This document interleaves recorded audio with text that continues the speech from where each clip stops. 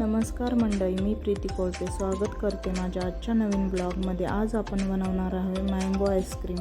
त्यासाठी मी एका पातेल्यात 1 कप दूध तापत ठेवले आहे। 5-6 मोनॅकोचे बिस्किट घेऊन त्याची बारीक पेस्ट करून घेतली आहे आणि ते दुधामध्ये मिक्स करून त्याची प्युरी बनवून घेतली। इकडे दुधामध्ये साखर टाकली 3 चमचे। तापलेल्या दुधामध्ये ती प्युरी व्यवस्थित मिक्स करून घेतली आहे।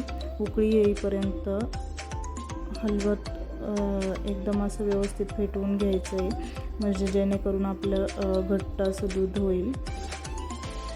आता आपल्या दुधाला व्यवस्थित उकळी आली आहे। आता आपण ते थोडंसं थंड करून घेऊ, कारण आपल्याला ते मिक्सरमध्ये ग्राइंड करायचं आहे। मँगो फ्लेवर बनवतो म्हणून इथं मँगोचे काप घेतलेले आहे। तर ही आहे दुधाची मलाई, थोडीशी ती पण वापरणार आहोत आपण टेस्टसाठी, आणि त्याने टेक्स्चर पण व्यवस्थित येतं आईस्क्रीमचं। म्हणून आता दळून घेतो आहे आपण, ते तिन्ही मिक्स करायचं।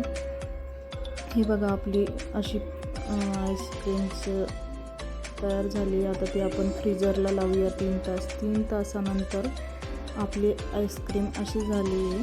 ती आपण परत एकदा ग्राइंड करून घेणार आहोत।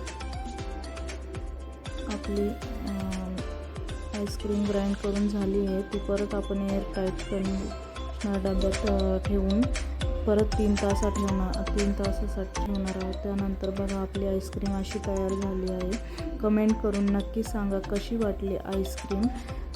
लाईक करा, शेअर करा, सबस्क्राईब करा। धन्यवाद।